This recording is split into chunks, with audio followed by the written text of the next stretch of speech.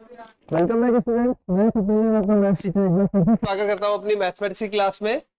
और हमने स्टार्ट किया था अवकल समीकरण। अवकल समीकरण में हमारी दो क्लासें हो गई, जिसमें 9.1 9.2 और उसके बाद 9.3 तक स्टार्ट कर दी थी।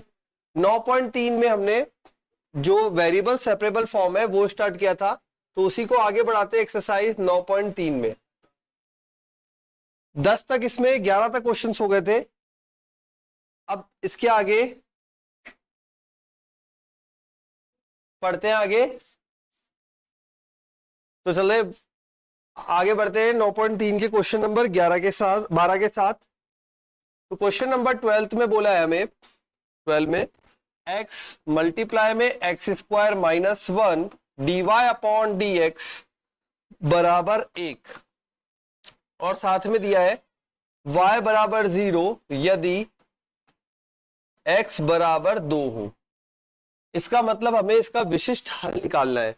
अब विशिष्ट हल के लिए सबसे पहले जो दी गई समीकरण है उसको अलग करते हैं। D y by d x बराबर 1/x गुणा में x square minus 1।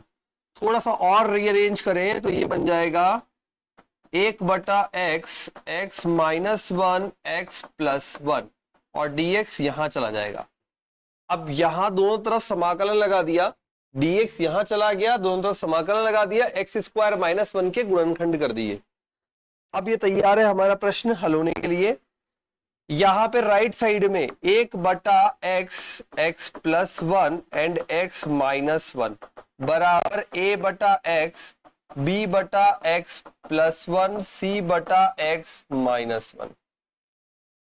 A b c के मान की अगर गणना की जाए तो a बराबर बनेगा 1 गुणा -1 b बराबर बनेगा -1, इसमें रखेंगे -1 और यहां रखेंगे तो माइनस का 2 हो जाएगा। -1 -2 प्लस का 1/2, और c बराबर बनेगा, ये सारे मान शॉर्टकट से निकालने हैं आपको। शॉर्टकट ऑलरेडी सिखा रखा है जब समाकलन सीखा था हमने। x बराबर +1 यहां रखेंगे, 1 + 1 2, 2 गुणा 1 1/2। तो ये बन जाएगा a बराबर -1 b बराबर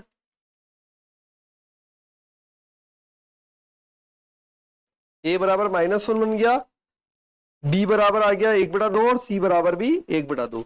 अब इनका कर देते हैं हम मान रखकर समाकलन। ठीक है, तो मान रख के समाकलन करना है। अब यहां देखिए, मान रख के समाकलन करने में इधर बन जाएगा y इज इक्वल टू, यहां पे बनेगा a बटे में, तो a बटे में x है तो ये बन जाएगा minus log x plus 1/2 log x plus 1, और इधर बन जाएगा plus 1/2 log x minus 1 plus में आ जाएगा c। बोला गया है x बराबर 2 पर y बराबर 0 है, तो ये 2 रख दिया, बना माइनस का log 2 plus 1/2 log x plus 1, 2 + 1 3 plus 1/2 log 1 plus c। ठीक है, वैसे तो यहाँ पे आप लॉग के भी मान ले सकते थे, बट कोई बात नहीं, अगर लॉग का नहीं भी लिया है तो कोई इशू नहीं है। अब यहाँ पे इसको हल करते हैं और देखते हैं मान क्या बन रहा है। ठीक है, तो ये लॉग में देखें तो ये मान बन रहा है अपने पास, log 1 का मान 0 हो गया, ये बन जाएगा log 2 माइनस log, ये इधर गया तो ये बनेगा log √3। ठीक है, फिर आगे देखें, सॉल्व करते हैं।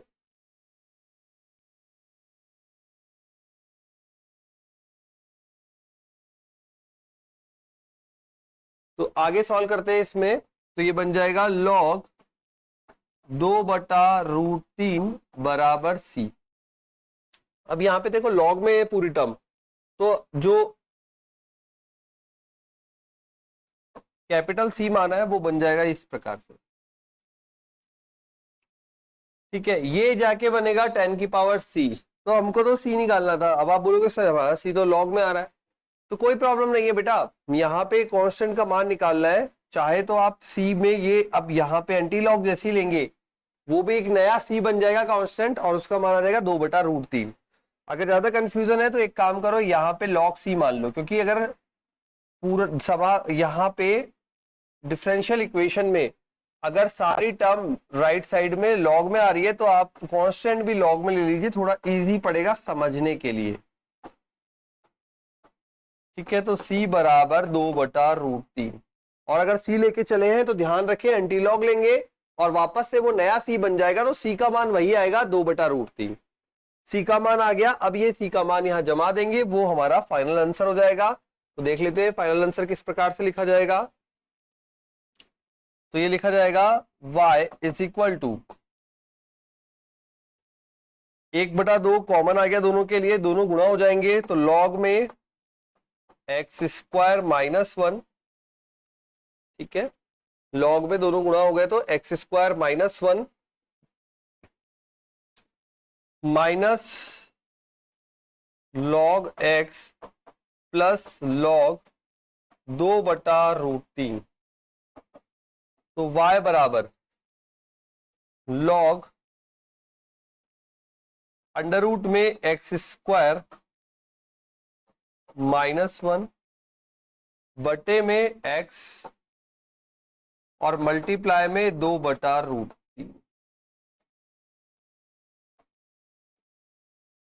ये आप बोल सकते हैं हमारे y का मान आएगा log में अंडर रूट में x² - 1 बटे में x प्लस 2/√3।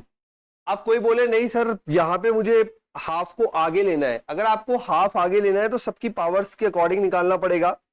तो यहां अगर हाफ आगे लेना है तो बन जाएगा हाफ लॉग,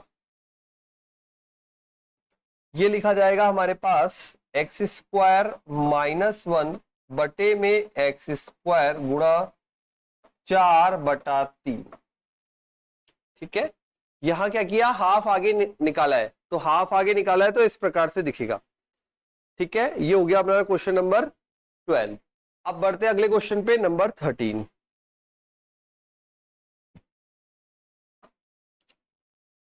तो क्वेश्चन नंबर 13 में बोला है कि भाई cos dy/dx बराबर a है, dy/dx बराबर a, y बराबर 1 एंड x बराबर 0 है। तब हमें इसका विशिष्ट हल ज्ञात करना है। ठीक है, अब यहां पे ज्ञात करने के लिए क्या चाहिए, देखो cos dy/dx बराबर a गया है, तो सबसे पहले dy/dx को अलग करते हैं। तो dy/dx बराबर आ गया cos इनवर्स a। ठीक है, अब हमें y और x अलग अलग करने होते हैं, सेपरेट करने होते हैं। अगर सेपरेट करें तो यहाँ पे मान क्या बनता है वो देख लेते हैं, फिर आगे जल्दी से हल हो जाएगा। तो देखिए यहाँ पे इसमें बन जाएगा अपने पास dy को यहीं रखा, cos इनवर्स a dx, दोनों तरफ समाकलन अप्लाई किया। लेफ्ट साइड में बन जाएगा y, राइट साइड में ये बन जाएगा cos inverse a multiply x plus c। मान रखते हैं यहाँ पे, जब y बराबर 1 है, x बराबर 0 है, तो y बराबर 1, x 0 रखा तो c का मान 1 आ गया। अब c का मान 1 आ गया, वो मान जमाते हैं और देखते हैं क्या बनता है। तो जैसे यहाँ पे मान जमाएंगे, ये बन जाएगा हमारे पास y is equal to cos inverse a multiply में x प्लस 1। तो a इक्वल टू बनेगा एक x0, कॉस इनवर्स एक कांस्टेंट हो गया, इधर चला गया, ये बन गया अपने पास, ठीक है। देखिए नेक्स्ट, तो ये आ गया ए का मान बिलोंग्स टू आर, ठीक। कॉस इनवर्स कांस्टेंट dx का x प्लस सी, x का मान 0 रखा, इसने 0 गुणा पूरा 0 कर दिया बराबर में 1, तो c बराबर 1 यहाँ रख दिया। ये बन जाएगा y माइनस 1 बराबर में x कॉस इनवर्स a, फिर y माइनस 1 बटा x बराबर में कॉस इनवर्स a। अब अगर हमको यहाँ पे a की वैल्यू निकालनी है तो यहाँ पे cos चला जाएगा, तो cos ऑफ y माइनस 1 बटा x बराबर a, ये हो जाएगा फाइनल आंसर,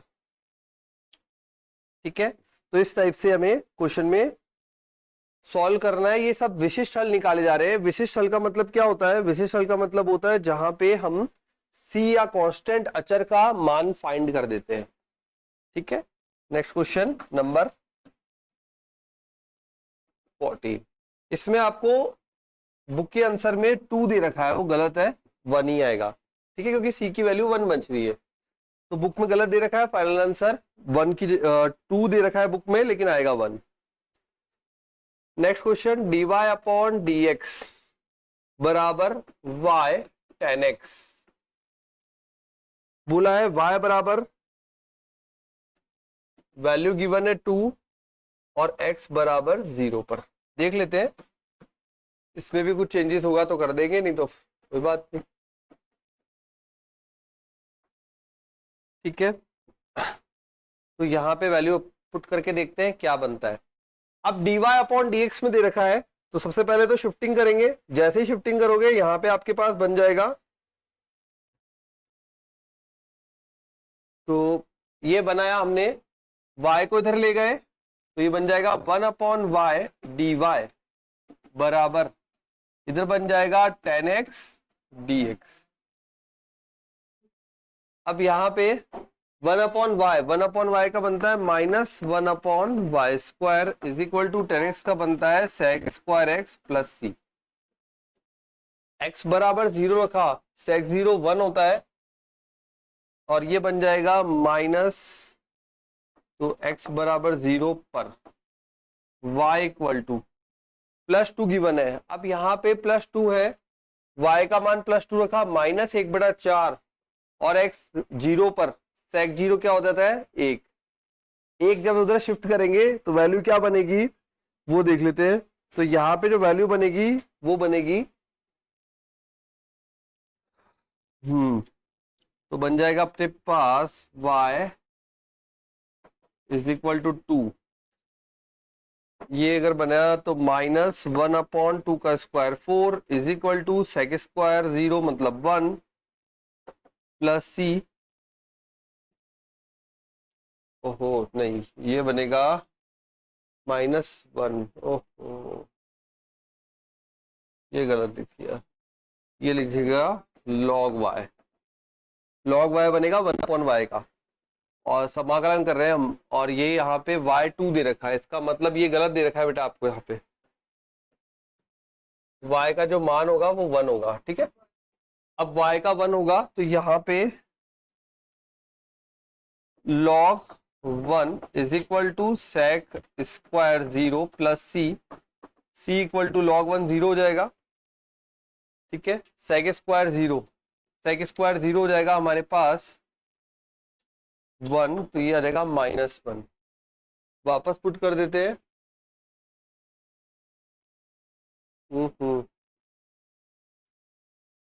नहीं पूरा बिगड़ गया, ये हो जाएगा log y tan x का log sec x, फिर प्लस सी, दोनों लॉग में है, लॉग में ले लो log c, ठीक है। log का हो जाएगा 1 upon sec x tan x कर गया, tan x आ गया, ठीक है। y की वैल्यू 1 रखी यहाँ पे, जैसे ही 1 रखी ये बन गया log 1 0 sec सेक, ये बन गया 0 प्लस लॉग सी, तो ओवरऑल सी का मान 0 आ गया, या लॉग सी का मान 0 आ गया। ठीक है, ये आ गया log c is equal to 0, ये वैल्यू यहां शिफ्ट करी, बनेगा log y is equal to log sec x, तो बन जाएगा y equal to sec x। ठीक है, तो यहां पे किया क्या, यहां पे पहले इन ग्रुप को सेपरेट किया, वेरिएबल सेपरेबल फॉर्म थी, पृथक्करण किया चरों का, जैसे चरों का पृथक्करण किया दोनों अलग अलग हो गए, अलग अलग के पश्चात इसमें समाकलन किया 1/y का log y, 10x का log sec x plus log c, और ये आ गया मान। ठीक है, क्वेश्चन नंबर 15 क्वेश्चन में बोला है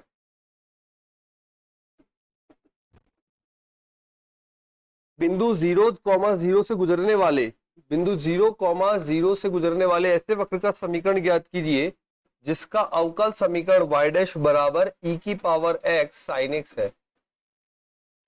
शब्दों में बोला है लेकिन है क्वेश्चन वही जैसा ऑलरेडी अपन चला रहे थे 11 से 14 में, सेम वैसा ही प्रश्न है।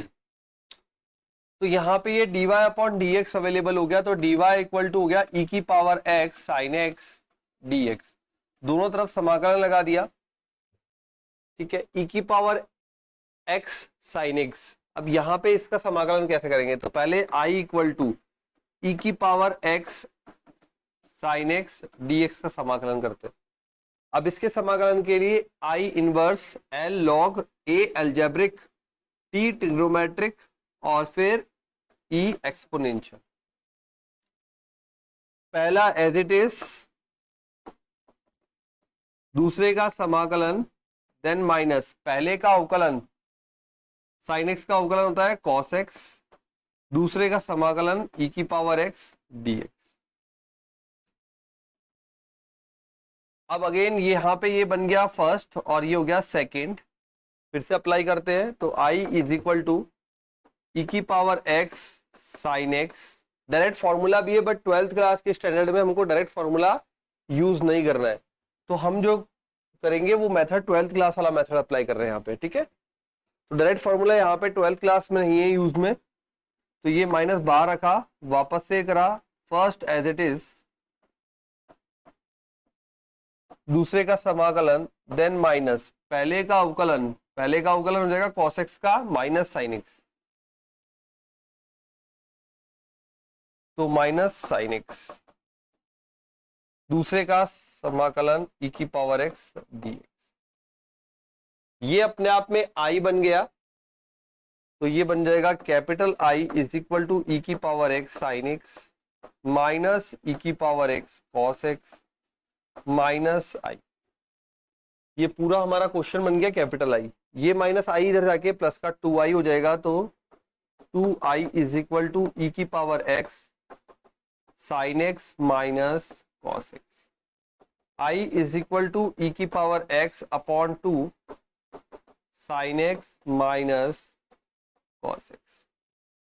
तो कैपिटल I की वैल्यू रेडी है, e की power x upon 2 sin x minus cos x। अब ये वैल्यू यहाँ पे कैपिटल I तैयार हो गया, तो समाकलन कर देते हैं, तो y इज इक्वल टू यहां बन गया e की power x upon 2 sin x minus cos x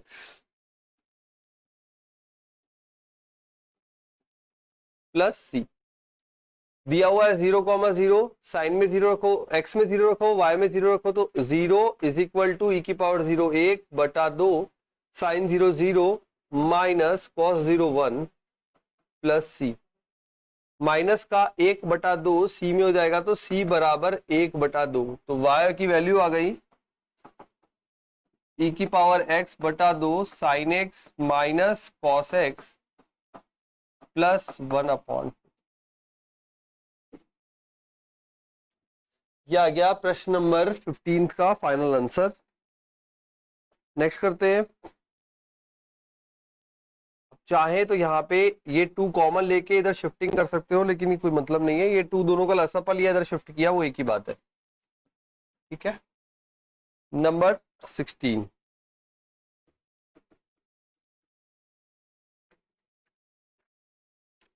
बोला है एक्स वाई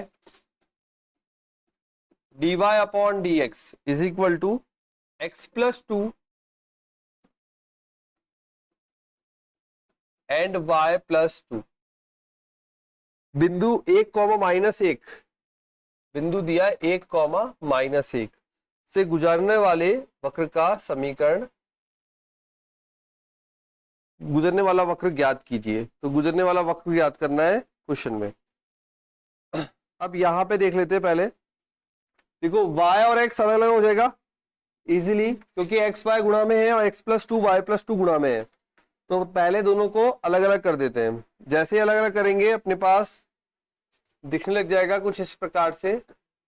dy के साथ में y वाले आएंगे तो y बटा y plus two d y is equal to x plus two बटे में x dx। अरेंजमेंट किया है, dy को यहीं रखा, y को यहीं रखा, y प्लस टू dy के पास में लाए, x प्लस टू को वहीं रखा और x को वहां ले गए। दोनों तरफ समाकलन अप्लाई करने पर, जैसे ही समाकलन अप्लाई करेंगे ये बन जाएगा कुछ इस प्रकार से। बिंदु आपको दिए x बराबर 1 और y बराबर -1।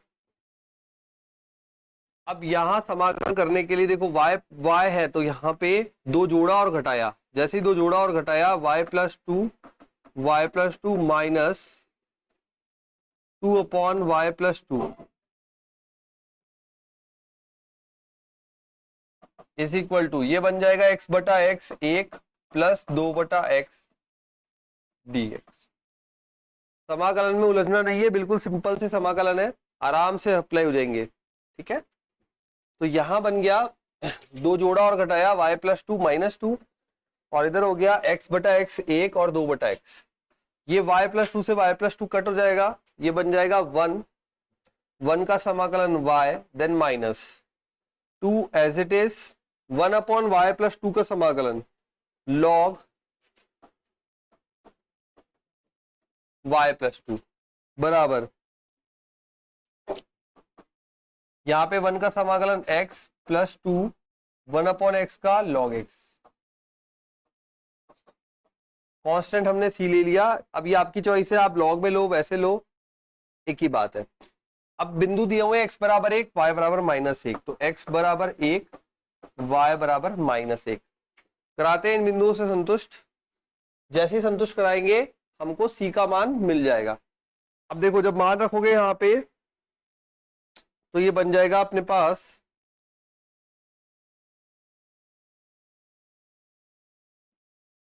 -1 minus log y plus to, यहाँ पे तो आप डायरेक्ट रखना है तो मान रख देते हैं सीधा ही। ये बन जाएगा -1 माइनस 2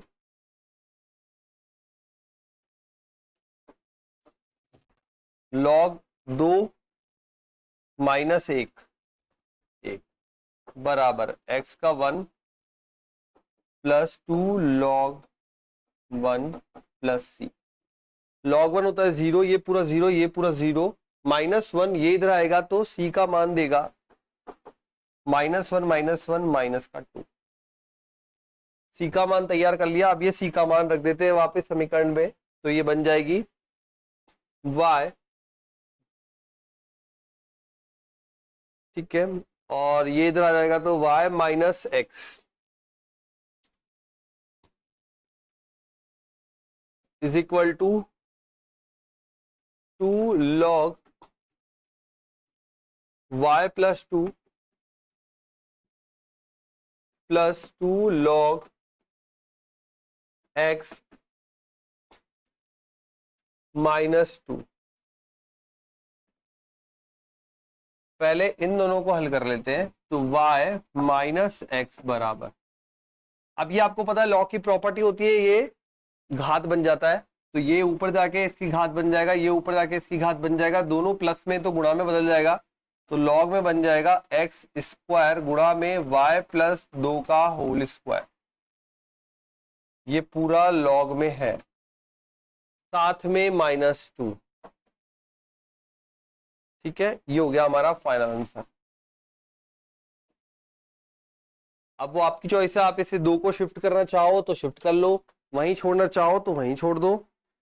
बन तो गया हमारा आंसर फाइनल वाला। तो y माइनस एक्स प्लस 2 अगर शिफ्ट कर दोगे तो, और बराबर में log वाली टर्म आ जाएगी। इस टाइप से क्वेश्चन कंप्लीट होगा। ठीक है, तो ये हो गया क्वेश्चन नंबर 16। नेक्स्ट बढ़ते हैं आगे नंबर 17 पे। अब यहां पे ये बोल रहा है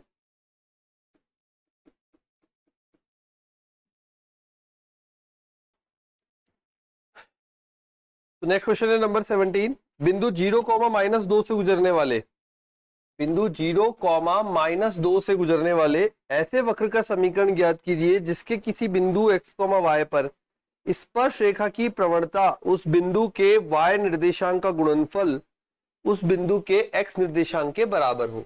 मतलब बोल रहा है y निर्देशांक और स्पर्श रेखा की प्रवणता, स्पर्श रेखा की प्रवणता आती है dy/dx, दोनों का गुणनफल x निर्देशांक के बराबर हो। तो ये हमें बिंदु दिया है विशिष्ट हल के लिए, और ये हमें समीकरण बना के दे दी उसने, अवकल समीकरण। हल ज्ञात करना है, सिंपल सा क्वेश्चन है। y को इधर ही रोक दो, y dy is equal to x dx, दोनों तरफ समाकलन अप्लाई करने पर y² 2 बराबर x² 2 प्लस c। मान रख देते हैं, x 0 है, ये तो हो गया 0, और ये हो गया 2 का स्क्वायर 4 बटा 2 प्लस सी। तो यहां पे आ गया c का मान 2 आ गया। अब ये 2, ये जो मान आया है वो वहां पे रीअरेंज कर देते हैं। तो c बराबर आ गया 2, जैसे ही रीअरेंज करोगे ये बन जाएगा y² 2 बराबर x² 2 प्लस 2। इधर आ जाएगा y² माइनस x² बराबर 4। ये हो जाएगा फाइनल आंसर। ठीक है, तो इस टाइप से क्वेश्चन नंबर 17 सॉल्व हो गया। नेक्स्ट बढ़ते हैं नंबर 18 पे। अब नंबर 18 में बोला है एक वक्र के किसी बिंदु पर स्पर्श रेखा की प्रवणता स्पर्श बिंदु को बिंदु -4, -3 से मिलाने वाले रेखाखंड की प्रवणता की दुगुनी है। और फिर बोला गया है यदि यह वक्र -2, 1 से गुजरता है तो इस वक्र का समीकरण ज्ञात कीजिए। तो प्रवणता दुगुनी है और बिंदु कहां से गुजरता है, -2, 1। ठीक है, तो देख लेते हैं भाई, -2, 1 से गुजरता है और साथ में दिया है -4, -3। तो प्रवणता इसकी दुगुनी है, तो m2 बराबर हो गया 2m1। ये बन जाएगा हमारे पास m2 बराबर ट्वाइस ऑफ m1, क्योंकि बोला है प्रवणता दुगुनी है।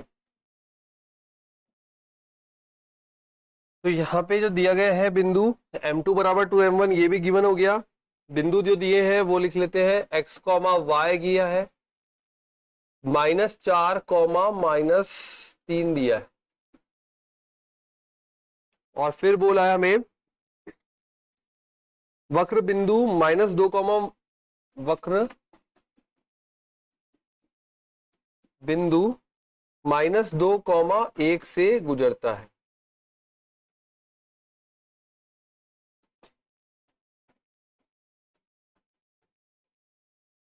गुजरता है तो आ जाते हैं अब m2 बराबर 2m1, तो m2 बराबर, तो m2 तो हो गया dy/dx बराबर ट्वाइस ऑफ, देखो m होता क्या है, tan थीटा, dy/dx वही तो m होता है। तो यहाँ पे m2 जो है वो dy/dx हो गया।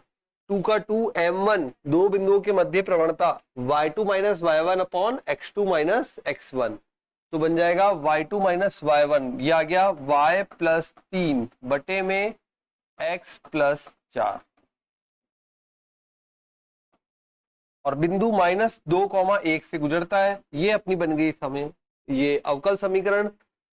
हल कर लेते हैं इसको, तो ये जाएगा अपना x के पास, ये y के पास, तो बन जाएगा 1/2y प्लस 6 बराबर, या यहाँ पे यही रहने दो आप, 1/y प्लस 3 dy बराबर में 2 बाहर 1/x प्लस 4 dx।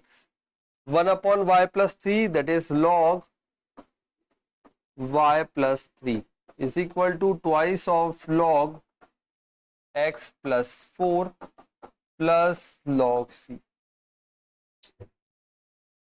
x -2 है, y 1 है, तो ये बना log 1 रखते ही 4,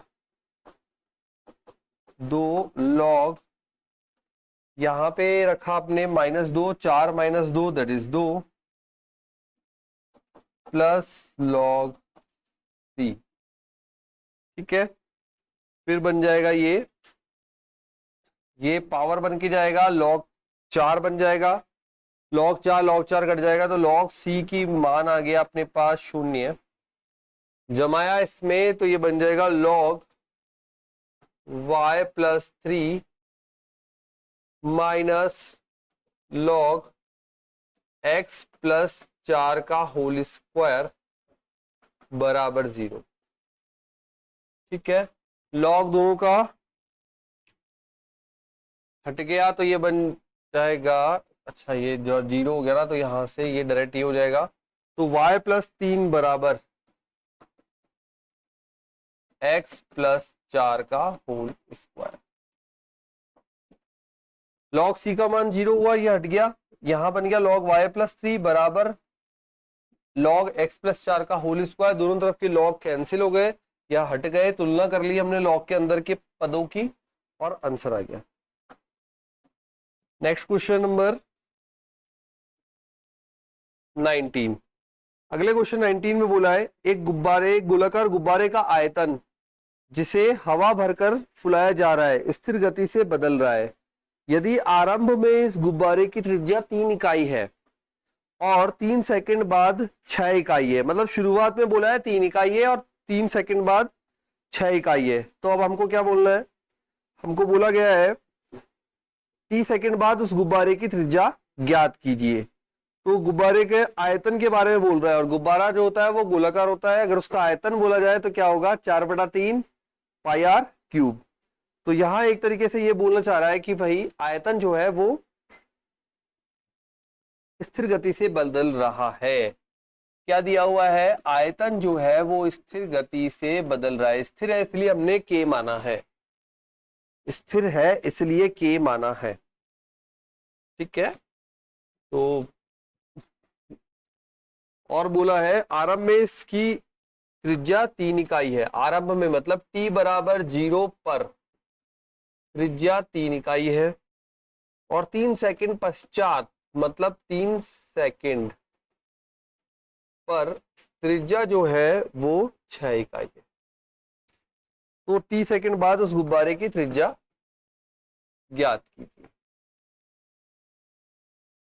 तो जो v का सूत्र होता है वो होता है 4/3 पाई आर क्यूब।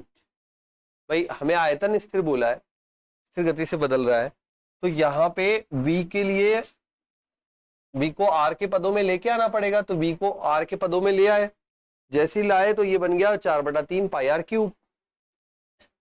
इसका अवकलन चाहिए, तो dv/dt बराबर, पहले तो ये अवकलन कर देते हैं, 3 कट जाएगा 4 pi R square dr/dt is equal to constant. तो ये बन जाएगा हमारे पास r स्क्वायर dr बराबर k/4 पाई dt, और ये हो गया dr के। अब r स्क्वायर का समाकलन ये बन जाएगा r³ k/4 पाई t प्लस सी। जो मान दिए वो रखते हैं, t बराबर 0 पर r बराबर 3, तो t बराबर 0 रखा, r बराबर 3 रखा, तो 3 की पावर 3/3 बराबर सी, जैसे ही यहाँ पे टी का मान 0 रखा, ये पूरा 0 हो गया, 0 से सी का मान आ गया, तो सी बराबर आ गया 3 तिया 9।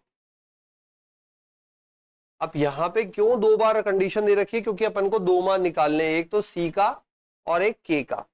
तो अभी तो सी का मान आया है, अब के मान के लिए करते हैं कोशिश। तो के का मान देखते हैं क्या बैठता है। टी बराबर 3 तो और आर बराबर 6, तो 6 मल्टीप्लाई 6 मल्टीप्लाई 6 बटा 3 बराबर के बटे में 4 पाई। टी का मान क्या बोला है, 3 सेकेंड प्लस 9। ये काटा, 3 दो बार गया, यहां से हमने 3 कॉमन ले लिया, तो ये बन गया के अपॉन 4 पाई प्लस 3। 3 कॉमन लिया, वो काटा तो वो भी दो बार काटेगा, तो 6 मल्टीप्लाई 2 मल्टीप्लाई 2।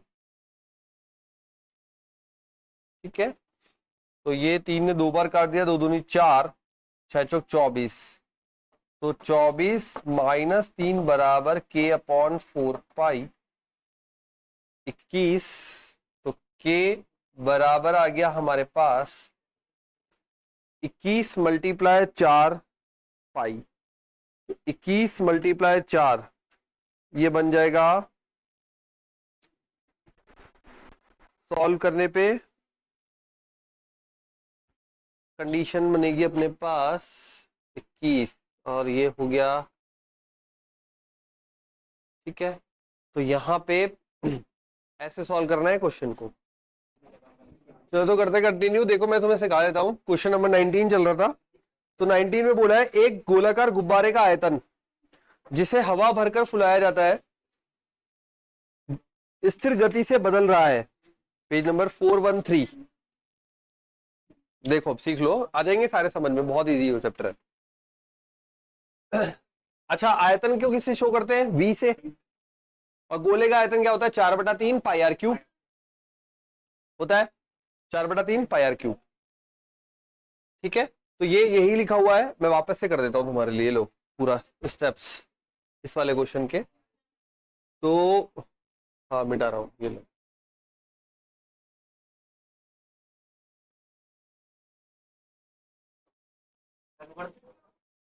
कोई नहीं, फिर से आ जाएगा। तो ये होता है अपने पास dv अपॉन dt स्थिर गति से बदल रहा है, मतलब एक फिक्स जो चेंज है वो हो रहा है उसमें, इसलिए अपन ने k माना कांस्टेंट। ठीक है, t बराबर 0 पर बोला गया है, त्रिज्या 3 इकाई है, क्वेश्चन में ही बोला है, और t बराबर 3 सेकंड, मतलब 3 सेकंड पर त्रिज्या 6 इकाई है, ये भी क्वेश्चन में बोला। ये रेड वाला सारा पार्ट क्वेश्चन में बोला हुआ है। ठीक है, इसको शब्दों में बोला है और ये वैल्यूज दी हुई है। अब हम शुरू करते हैं। तो v बराबर होता है 4/3 पाई आर क्यूब, गोले का आयतन। dv अपॉन dt चाहिए, पहले वो निकाल लेते हैं। कैसे निकालोगे, 4/3 पाई तो एज इट इज रहेगा, आर क्यूब का 3r² और r का dr अपॉन dt, 3 से 3 कट जाएगा, dv अपॉन dt बन जाएगा 4 पाई r² dv अपॉन dt। अब ये dv अपॉन dt किसके बराबर है, k के बराबर है। ठीक है, हमें इसमें करना क्या होता है, जो भी वेरिएबल होते हैं एक तरफ एक वेरिएबल, दूसरी तरफ दूसरा वेरिएबल करना होता है। ठीक है, अब ये यहां पे आपको समीकरण दिख रही है कि भाई लिखा हुआ है 4 पाई r² dr अपॉन dt बराबर k। r वाला वेरिएबल यहीं रखो, t वाले वेरिएबल को दूसरी साइड ले जाओ, तो ये बन जाएगा 4 पाई r² dr, dt को उधर ले गया तो k dt। दोनों तरफ समाकलन अप्लाई करने पर, ठीक है, हम क्या करते हैं, जो अवकलन हो रखा है उसका विलोम समाकलन करके सिंपल समीकरण तैयार करते हैं और मान निकालते हैं, y का, x का, t का, r का, जो भी क्वेश्चन में आ रहा होगा उसका।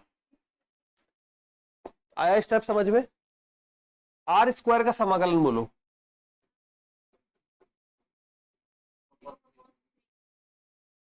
बराबर k कांस्टेंट है,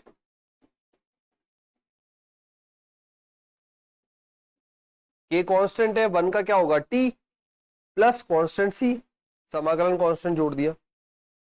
चलिए अब हमें इन इन दोनों की हेल्प से ये सारे मान ज्ञात करने हैं। अब ज्ञात करने के लिए देखिए, पहले मैंने t बराबर 0 रखा, जैसे ही t बराबर 0 रखा k 0 हो गया, पूरा पार्ट 0 हो गया। यहां आ गया 4 पाई, r का मान 3 है तो 3 की घात 3 बटा 3 बराबर c। 3 से एक 3 कट जाएगा, c बराबर आ गया। अच्छा, पिछले वाले पार्ट में मैंने 4 पाई को यहां रखा था, तो मैं वैल्यूज में 4 पाई c के मान में पाई नहीं आया था, जो मैंने पहले मतलब जो पहली बार सॉल्व किया था उसमें। अब की बार मैंने तुमको बताने के लिए 4 पाई यहां रख लिया, तो क्या कुछ फर्क पड़ेगा? नहीं पड़ेगा। मान आपको अलग दिखेंगे, लेकिन लास्ट में जब फाइनल समीकरण लिखेंगे तब सब एक जैसा हो जाएगा। ठीक है, मतलब ये 4 पाई चाहे यहां रखो चाहे उधर भेजो, उससे कोई हमारे कोई भी प्रश्न में फर्क नहीं पड़ेगा। Got it? रखूं? 3 की घात 3, 3 तिया 9 तिया 27, 27 बटा 3 9, 9 चौक 36 पाई। और पहले शायद 9 ओनली 9 आ रहा था आंसर। क्यों? क्योंकि मैंने 4 पाई जो यहां गुणा में है उसको नीचे भेज रखा था, तो 4 पाई इसमें से निकलेगा, पाई निकल जाएगा, 9 निकल जाएगा, तो 4 पाई, वो सॉरी 4 पाई है ना, हाँ 4 पाई उधर भेज रखा था, तो पाई निकल गया और 4 निकल गया, तो 9 बच जाएगा, तो इसलिए 9 आएगा आंसर। अगर आपने ये 4 पाई को इधर की जगह इधर शिफ्ट कर दिया तो। ठीक है, बात एक ही होगी, किधर भी शिफ्ट करो। अब आगे बढ़ते हैं। अगला दे रखा है t बराबर 3 सेकेंड। t बराबर 3 रखा है यहाँ पे इसी समीकरण में नंबर 1 में ही। t बराबर 3 सेकेंड रखा, तो k मल्टीप्लाई 3, c का मान ऑलरेडी पड़ा हुआ है 36 पाई, बराबर में r का मान दे रखा है 6, तो 4 पाई multiply 6 multiply 6 multiply 6 divided by 3। सही है? 3 से कितनी बार कटेगा? 2 बार। इसके पास 3 है, इस टर्म के पास भी 3 है, देखो दोनों का 3 कॉमन लेके वहां भेजा तो बटे में जाएगा, तो इधर बन जाएगा k प्लस यहां बनेगा 12, बराबर में यहां से जो 3 निकल के आया इधर काटेगा, तो 4 पाई मल्टीप्लाई में देखो,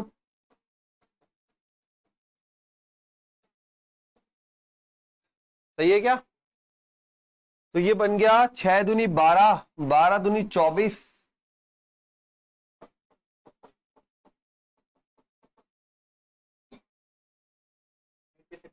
पक्का?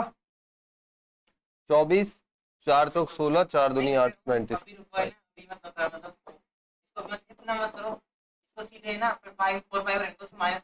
सब कोई बात नहीं, हो गया। 96 में से ये गया तो 6 में से 2 गया 4, 9 में से 1 गया 8, ये आ गया के का मान। तो के आ गया, सी आ गया। अब दोनों को उठा के यहां पुट करना है समीकरण 1 में। हाँ, मान निकालना आ गया ना अब समीकरण में। हाँ हाँ, इजी है, सिंपल समीकरण। ये क्वेश्चन शब्दों से पकड़ना पड़ेगा, बस जो पहले पढ़ा हुआ है वही तो दोनों यूज है। अब के और सी का मान दोनों शिफ्ट किया समीकरण 1 में, 4 पाई r क्यूब बटा 3 बराबर के का मान 84 पाई और सी का मान 36 पाई। दोनों में पाई भी कॉमन आ सकता है, 4 भी कॉमन आ सकता है, 4 हम 36, 4 दूनी 8, 4 एकम 4, तो 4 पाई कॉमन आ सकता है, तो 4 पाई काट देगा, तो बन जाएगा r क्यूब बटा 3 बराबर 4 दूनी 8, 4 एकम 4 प्लस कितना हो गए?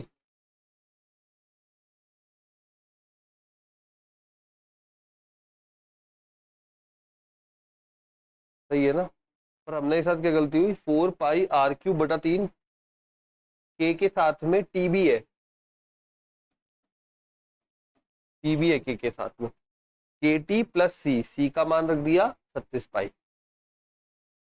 पाई पूरे कट गए दोनों के, 4 से कटा तो 4 दूनी 8, 4 एकम 4 और 4 नम 36।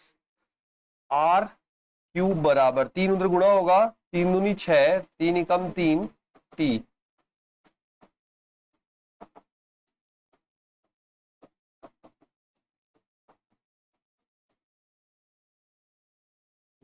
त्रिज्या पूछी थी शायद, सॉरी हाँ, त्रिज्या आर का मान पूछा था ना। ठीक है, आ गया समझ में।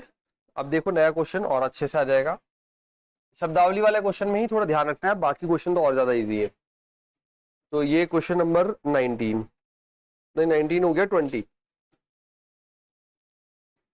किसी बैंक में मूलधन की वृद्धि R% वार्षिक की दर से होती है। यदि 100 रुपए 10 वर्षों में दुगुने हो जाते हैं तो R का मान ज्ञात कीजिए। 100 रुपए 10 वर्ष में दुगुने हो जाते हैं, तो अपने को टाइम दे रखा है 10 ईयर। जो मनी दे रखा है प्रिंसिपल अमाउंट, वो दे रखा है 100 रुपए प्रिंसिपल अमाउंट। ठीक है, अच्छा ये आपको याद है फॉर्मूला प्रिंसिपल अमाउंट मतलब ब्याज का, सरल ब्याज के निकालने के लिए P multiply R multiply T upon 100 होता है फॉर्मूला।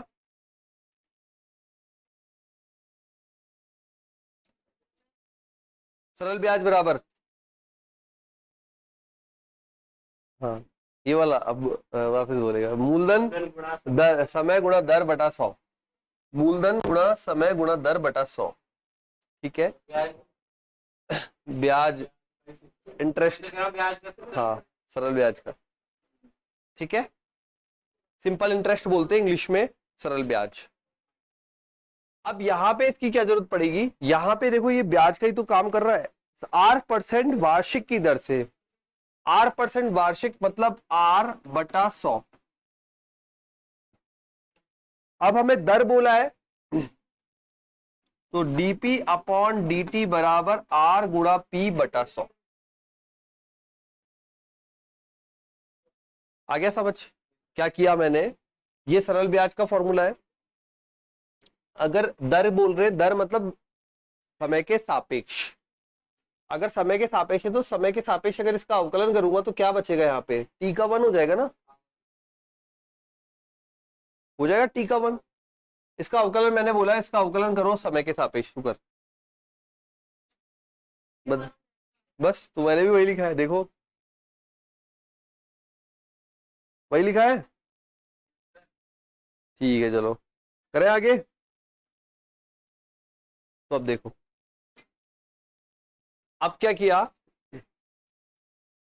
ये तो क्वेश्चन में गिवन था, वही मैंने आपको शब्दों को उसमें बांध के दिखाया। डीपी अपॉन डी बराबर R गुणा P बटा 100। P के साथ में P वाला लेके आओ, T के साथ में T वाला लेके जाओ, तो मैंने यहां पे कर दिया 1 upon P dP is equal to, ये तो 1 upon P dP is equal to R बटा 100 dt, दोनों तरफ समाकलन अप्लाई करने पर।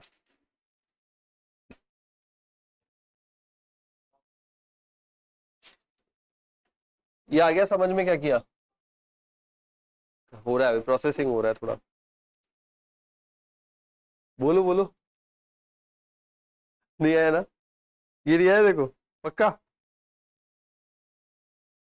इसमें कहाँ दिक्कत आएगी, इसमें तो कोई दिक्कत नहीं। हाँ, आकाश क्या किया आकाश हमने, नहीं ये तो बना दिया, इसके बाद ये कैसे स्टेप आया बेटा, P यहाँ है, यहाँ लेके आओगे P को, मैंने बोला ना हाँ, और T को वहां ले गए, यही तो सेम ही तो क्या किया मैंने, पक्षांतरण किया है। समाकलन करो 1 अपॉन P dP,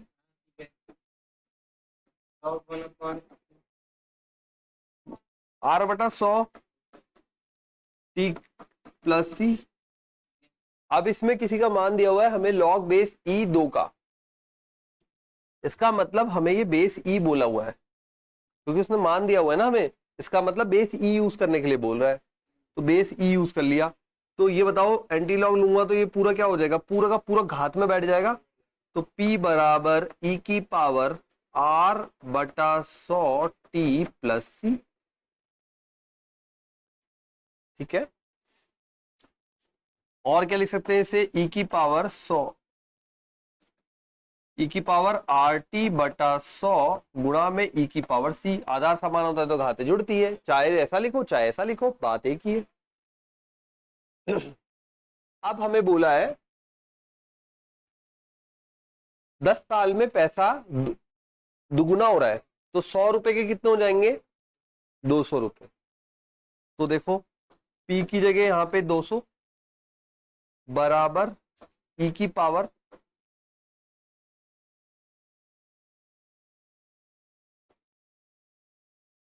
दर हमारे पास आर, दर दे रखिए क्या,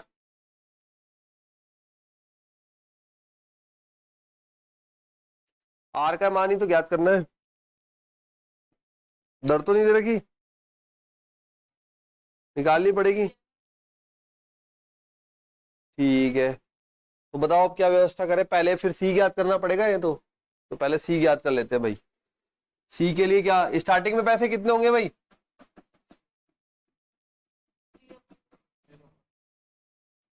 यही होगा, समय 0 पर रखो, P बराबर टी का मान 0 का, ई की पावर 0 1, ये बन गया पूरा 1, तो ई की पावर सी बराबर 100।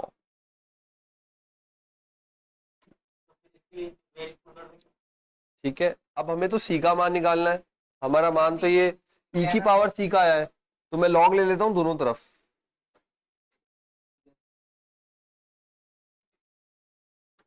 या छोड़ दूं ऐसे ही, चलो बोलो तो। लॉग अगर लूंगा 10 का स्क्वायर, अच्छा मान दे रखा है तो इसलिए दे रखा है। हाँ, लॉग बेस ई लेता हूं, ई की पावर सी बराबर लॉग बेस ई 100।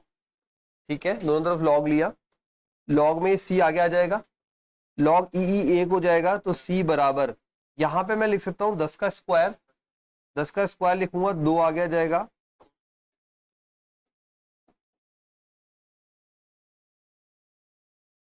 लॉग 10 का मान 1, तो सी बराबर 2 बन गया।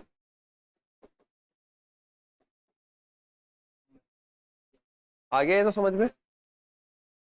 चलो ये हो गया आपका क्वेश्चन वाला पार्ट, और ये आ गया आपको समझ में। अब हम यूज करते हैं दूसरी वाली कंडीशन, जब 200 रुपए बन जाते हैं, तो 200 रुपए बन जाएंगे तो हमारे पास हो जाएगा, देखो यहाँ पे ये है समीकरण, तो यहाँ हो गए 200 रुपए बराबर में ई की पावर आर, समय कितना लगा 10 वर्ष बटे 100, और साथ में प्लस में सी का मान रखूं तो बोलूंगा 2।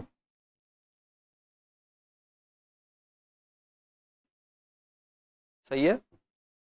अच्छा, दोनों तरफ फिर से लॉग लेने पर, जैसे ही लॉग लिया इधर क्या बन जाएगा, लॉग 200,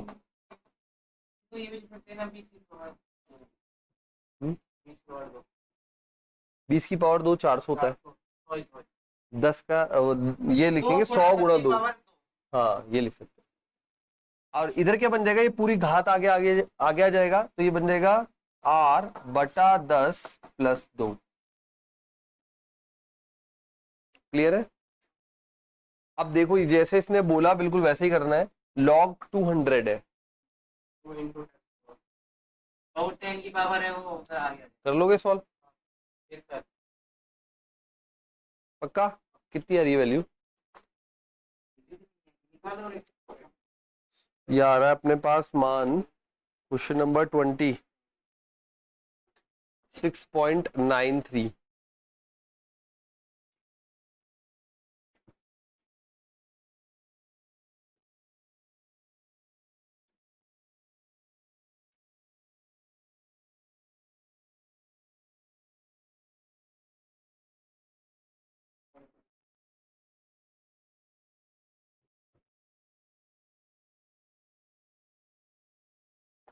ये हो जाएगा 6.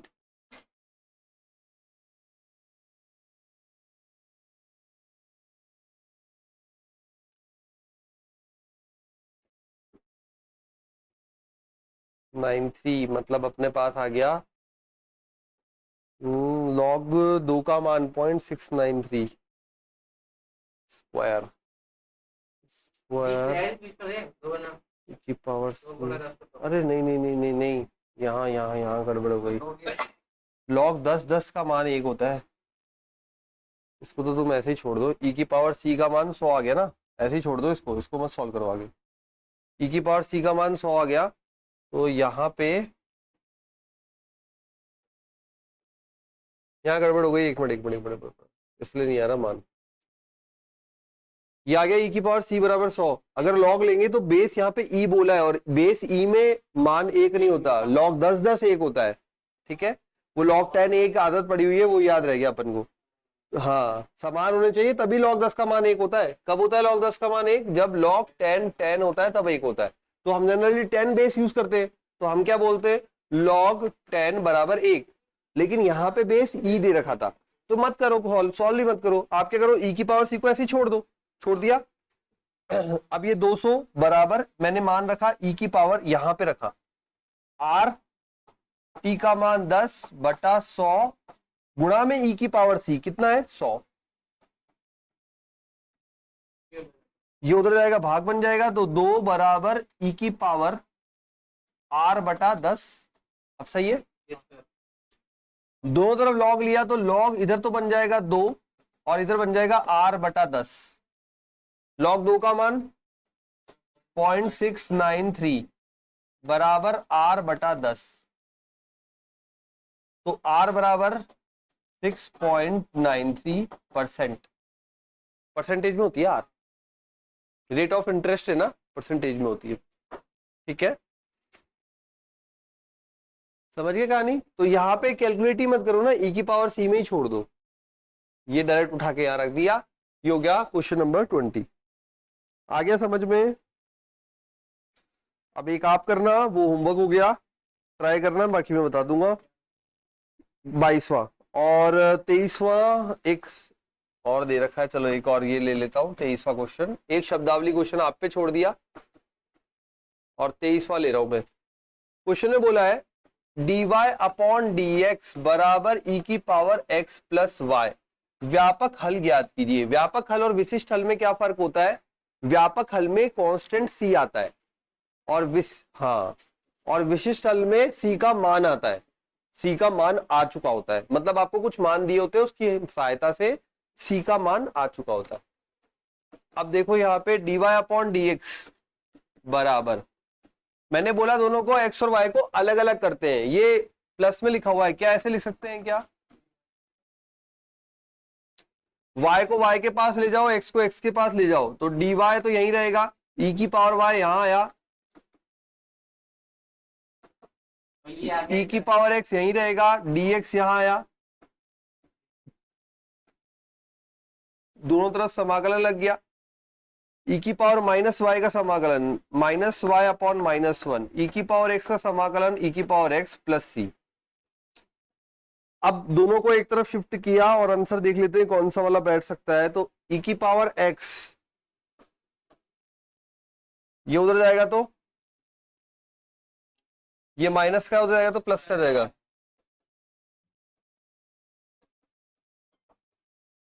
अब आप बोलोगे सर ऐसा ऑप्शन तो है ही नहीं, e की पावर x प्लस e की पावर माइनस वाई बराबर c तो है। तो मैंने बोला बेटा कोई बात नहीं, e की पावर x प्लस e की पावर माइनस वाई बराबर c उधर जाएगा तो माइनस c, समुंदर है उसमें माइनस प्लस सब अंदर सब समा जाएगा। तो ये एक ही बात है, c minus c 2c c बटा 2 c प्लस कुछ भी हो, कोई भी कांस्टेंट से गुणा भाग जोड़ बाकी हो, तब वो c ही रहता है। ठीक है, कांस्टेंट समुंदर है, सब खा जाता है। तो c उधर गया, माइनस c हुआ, माइनस c को वापस आप बड़ा c मान लो, c डैश मान लो, वो वही बन गया। तो आंसर आएगा आपका नैया है, डूब के जाना है, e की पावर माइनस वाई का, नहीं नहीं नहीं माइनस 1 होगा ना, e की पावर का e की पावर और फिर ये जो होता है y का गुणज उसका भाग लगता है, ठीक है। तो ये हो गया 9.3 फिनिश। मिलते हैं अगली क्लास में, तब तक के लिए bye bye, thank you. Constant